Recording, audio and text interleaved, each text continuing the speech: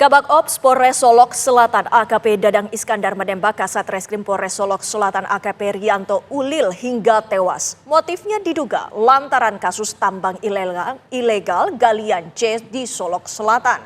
Pelaku disinyalir tak senang korban melakukan penangkapan terhadap sejumlah penambang ilegal.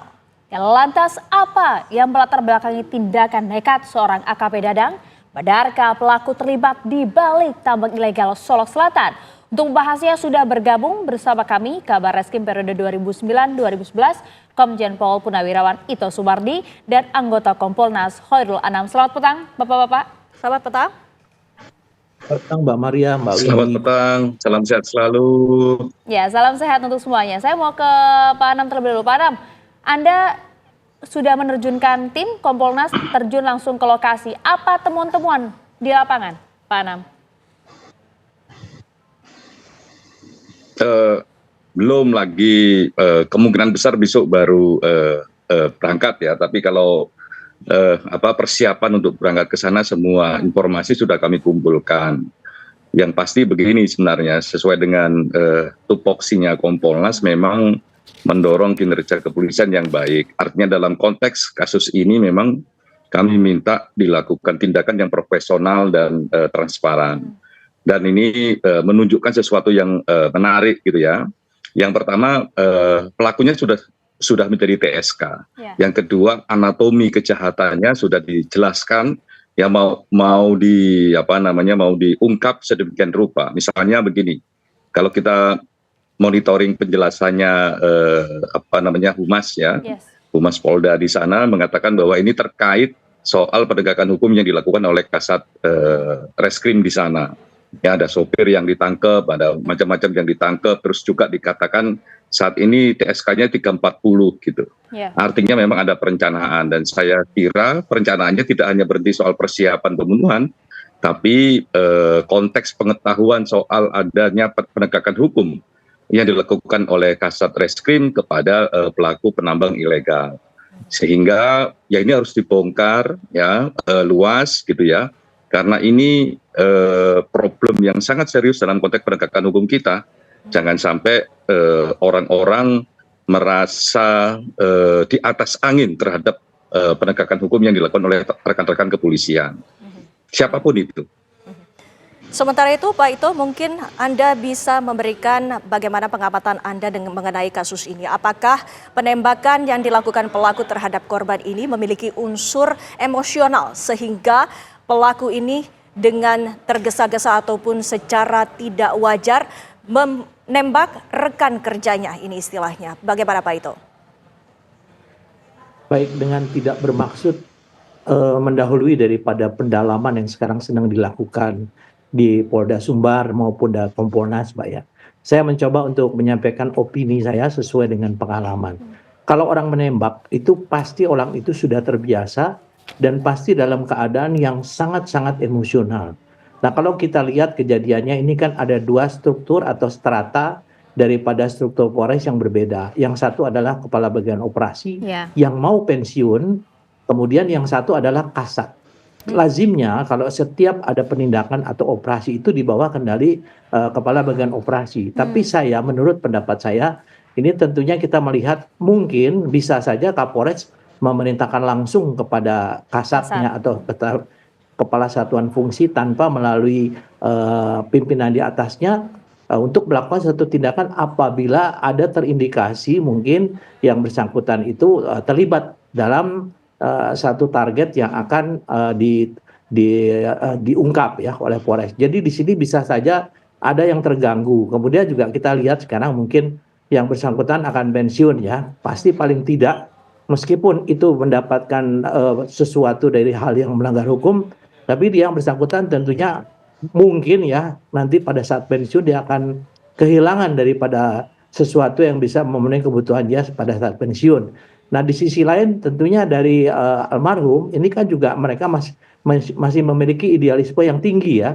Apalagi ini sudah perintah Pak Kapolri ya, tentu dia akan melakukan. Nah di saat ini bisa saja terjadi komunikasi yang mungkin komunikasi antara yang tua dan yang muda ini ada komunikasi yang menimbulkan luapan emosional sehingga si pelaku tersebut bisa langsung melakukan penembakan ya, apalagi kalau di kepala itu sudah bukan penembakan yang tidak disengaja ya. Mungkin kalau di badan masih tidak untuk membunuh ya, tapi kalau di kepala sudah pasti itu maksudnya adalah untuk membunuh yang bersangkutan. Sehingga ini perlu didalami ya motif yang bersangkutan. Tapi hal ini tentunya menjadi sesuatu yang harus dilihat dari aspek psikologis, kemudian juga harus didalami daripada si pemilik tambangnya itu ya, karena kan pemilik tambang ini juga apakah betul dia selama ini memiliki kedekatan dengan si pelaku ya, kemudian dengan siapa saja yang mungkin bisa dikaitkan. Kalau kita lihat setelah menembakkan, pelaku itu menembak kalau nggak salah rumah Kapolres. Mungkin dia kesal ya, kenapa tidak memerintahkan dia langsung kepada Kasat Serse.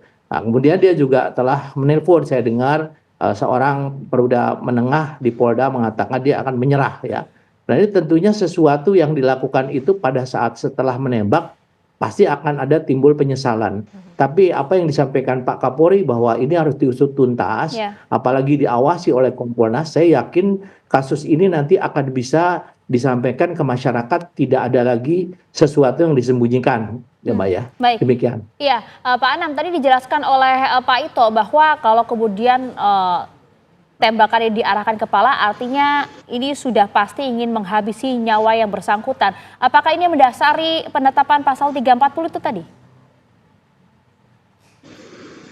Kalau kami sepanjang saat ini ya masih monitoring, belum ketemu langsung sama teman-teman di Polda sana, melihat penjelasan dari Humas ya, konstruksi peristiwanya tidak hanya soal sasaran tembak, tapi juga 340 itu kan yang paling penting persiapan, pengetahuan pelaku ini atas satu kejadian, terus direaksi dengan persiapan dia menggunakan senjata sekian magazin dan lain sebagainya, itu yang menjadikan ini 340. Dan kami mengapresiasi teman-teman Polda ya untuk melihat anatomi kejahatannya dan menempatkan 340 sebagai satu pasal sangkaan. 340 sebagai pasal sangkaan dengan konstruksi peristiwa seperti itu dan dikatakan bahwa memang ada kaitannya dengan penegakan hukum yang dilakukan oleh Kasat Reskrim, persis apa yang disebutkan oleh Pak Ito maupun Pak Kapolri, ya ini harus diusut tuntas siapapun dalang dibaliknya gitu. Termasuk apakah hubungan pelaku dengan tambang dan sebagainya. Itu dia. Gitu. Pak Ana, mungkin juga di sini kan kita lihat bahwa korban saat ini ataupun saat kejadian sedang bertugas gitu dalam melaksanakan tugasnya sebagai pihak kepolisian. Dan ini ada upaya menghalang-halangi tidak dari pelaku menurut Anda? Kalau sepanjang yang sekarang beredar di publik ya, terus komunikasi awal kami dengan Polda itu memang dugaan kuatnya memang ada upaya menghalang-halangi gitu, menghalang-halangi upaya penegakan hukum yang dilakukan oleh Kasat Reskrim. Tapi sekali lagi ini kan masih dugaan, belum diklarifikasi dengan mendalam, dan kami juga menunggu apa yang dilakukan oleh teman-teman Polda, karena kami melihat kecepatan menangani kasusnya, kedalaman menangani kasusnya, termasuk juga keterlibatan teman-teman dari Mabes Polri ini patut untuk diapresiasi gitu. Cepat dan tidak menutupi misalnya soal ini nggak terkait tambang, sudah dijelaskan oleh Humas bahwa ini ada soal tambang yang sedang diperiksa oleh Kasat Reskrim. Ya, diskusi awalnya ada 338, ternyata menjadi 340 karena konstruksi dan anatomi kejahatannya demikian. Menurut kami ini langkah-langkah yang menurut saya harus kita apresiasi, namun demikian tetap harus kita lakukan pengawasan, karena sekali lagi tidak cukup dengan profesionalitas saat ini, tapi juga harus dilakukan dengan cara transparan. Publik juga kepingin tahu apa yang terjadi, khususnya terkait latar belakang kenapa kok peristiwa itu terjadi gitu. Iya, itu tentu pertanyaan publik, tapi yang kemudian juga sedang beredar saat ini, pertanyaan besar publik adalah begini, Pak Ito, mengapa kemudian pada saat kejadian berlangsung, pada saat pelaku ini menembakkan tembakannya kepada kepala korban begitu ya, mengapa kemudian tidak ditahan oleh beberapa tim juga kepolisian yang berada di lokasi? Apa yang mendasari hal ini kalau menurut pengamatan Anda, Pak Ito? Pertama saya bicara masalah pasal dulu ya Mbak ya. Kalau pasal saya melihat pasal 340-nya itu memenuhi, karena yang bersangkutan mungkin dihubungi oleh seseorang bahwa ada orang-orang yang terlibat illegal mining itu yang ditahan, sehingga dia mempersiapkan diri untuk bisa ketemu ke tempat yang di pemeriksaan ya. Kemudian pasal 282 KUHP ya tentang menghalang-halangi atau pemerintahan penyidikan ini juga bisa masuk ya, karena itu kan sudah masuk ke dalam ranahnya pemeriksaan oleh reserse. Nah, pada saat penembakan yang bersangkutan itu kan sedang memegang senjata, Mbak. Tentunya juga dalam keadaan dia emosinya yang sangat labil, yang sedang marah ya, itu terbukti kan dia begitu naik mobil melewati rumah Kapolres, dia melepaskan tembakan ke rumah tersebut ya.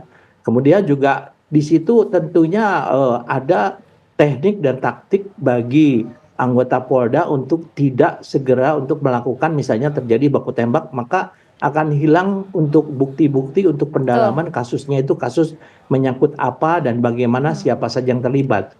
Sehingga pendekatan yang dilakukan adalah pendekatan persuasif. Mungkin kita lihat ada yang pertanyaan ya, mungkin dari rekan-rekan Komisi 3 DPR, kenapa yang bersangkutan tidak diborgol, sedang merokok.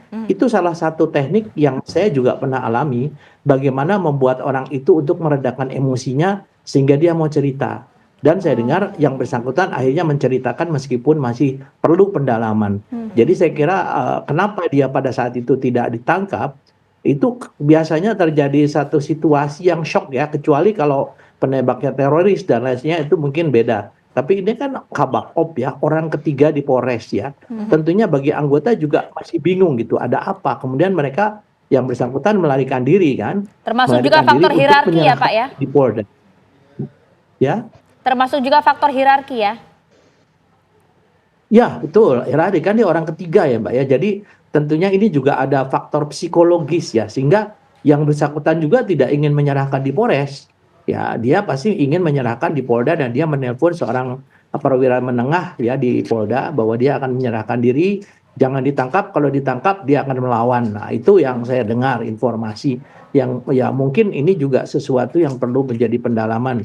Kenapa dia menyerahkan diri di Polda, dan yang paling penting adalah bagaimana mengungkap kasus ini, mengapa terjadi dan bagaimana bisa terjadi dan jangan sampai terjadi lagi. Jadi apa yang disampaikan Pak Kapolri akan bisa menjadi pembelajaran bagi Polda-Polda lainnya. Mudah-mudahan demikian, Mbak. Ya, baik. Pak Ito, Pak Anam, nanti kita lanjutkan kembali dialog kami selepas jeda pariwara berikut ini. Pemirsa, kami akan kembali sesaat lagi.